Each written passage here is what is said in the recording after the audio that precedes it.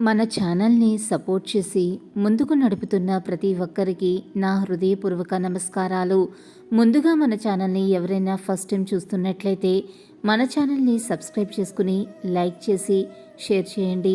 అలాగే వీడియో చూస్తున్న ప్రతి ఒక్కరూ ఓం సాయిరామ్ అని ఒక చిన్న కమెంట్ అయితే చేయటం మర్చిపోకండి. తల్లి, ప్రస్తుతం నువ్వు పడుతున్న ఈ ఆర్థిక కష్టాలన్నవి త్వరలోనే నీకు తొలగిపోతాయి. ఎందుకు పదే పదే నీకు ఇప్పుడు ఎదురవుతున్న పరిస్థితులను గురించి తలుచుకుంటూ ప్రతిరోజు కుమిలిపోతూ నా విగ్రహం దగ్గర కన్నీరు పెడుతున్నావు? నీవు పడుతున్న బాధంతా నాకు తెలుసు. అయితే ఇప్పుడు నువ్వు ఎవ్వరికి చెప్పుకోలేని బాధపడుతున్న నీ దిగులు నీకు ఒక ప్రక్క అయితే, మరో ప్రక్క నీ ఇంట్లో ఆర్థికపరమైన ఇబ్బందులైతే మళ్ళీ నిన్ను బాగా బాధించే విషయం నీకంటూ నీ మనసులోని నీ దిగులు, నీ బాధను సరిగ్గా పంచుకునేవారు ఎవ్వరూ లేరని ఎంతో ఆవేదన పడుతున్నావు.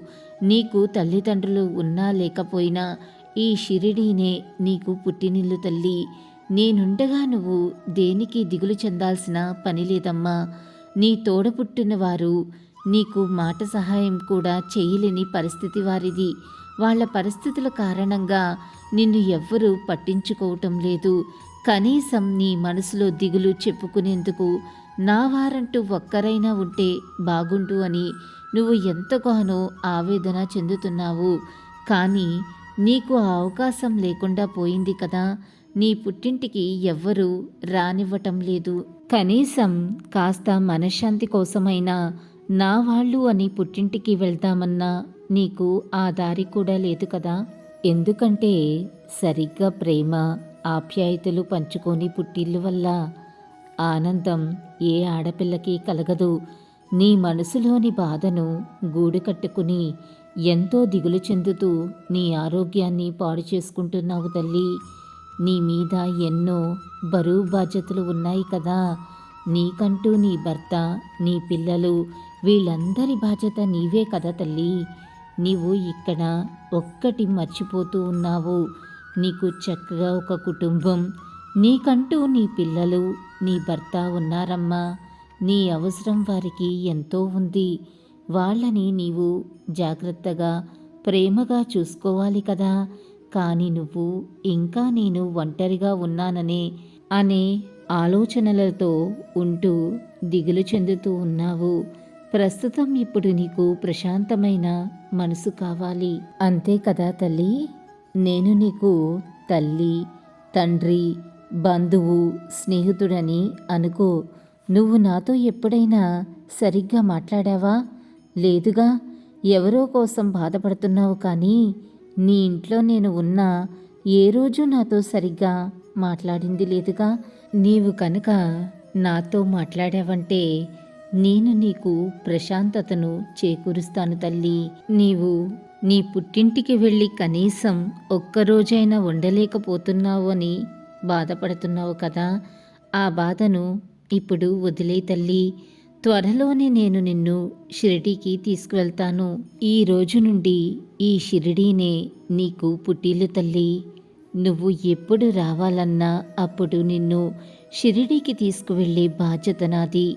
నీకు పుట్టిల్లు లేని లోటును తీరుస్తాను. నేను నీకు అన్నీ అయ్యి నేను ఈ తిరగాడిన ఈ షిరిడీలో నీకు ప్రశాంతతను చేకూరేలా చేస్తాను తల్లి. నువ్వు నన్ను నమ్మి సంతోషంగా ఉండు. నేను నీకు ఇంకొక మాట కూడా చెప్పాలి తల్లి. అదేమిటంటే, ఎవరు ఎన్ని చేసినా నీ తల్లిదండ్రులు చేసినంత, చూపించినంత ప్రేమ ఆప్యాయతలు, నిస్వార్థమైన వారి అభిమానం నీకు ఎక్కడా లభించదు తల్లి. అది చివరికి నేనైనా సరే అంత ఆప్యాయత, అనురాగాలు నీకు అనిపించవు. ఎవరికైనా కన్న తల్లిదండ్రులు చూపించే ప్రేమ అన్నది వారు ఉన్నంత వరకు మాత్రమే ఉంటుంది.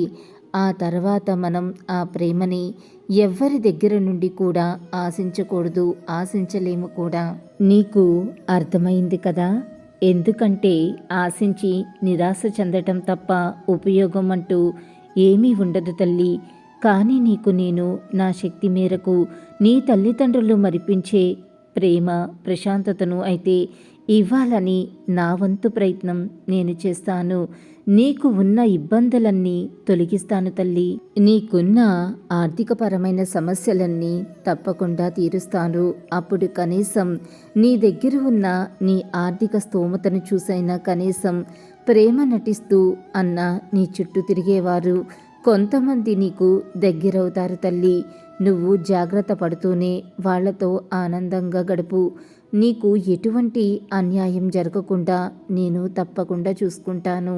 అతి త్వరలోనే నీకు షిరిడీ వెళ్ళే అవకాశాన్ని కల్పిస్తాను తల్లి.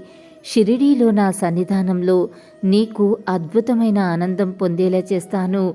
నువ్వు, నీ బిడ్డలు, నీ భర్త అందరూ ఆయురారోగ్య ఐశ్వర్యాలతో తొలతూగుతూ ఉండండి తల్లి.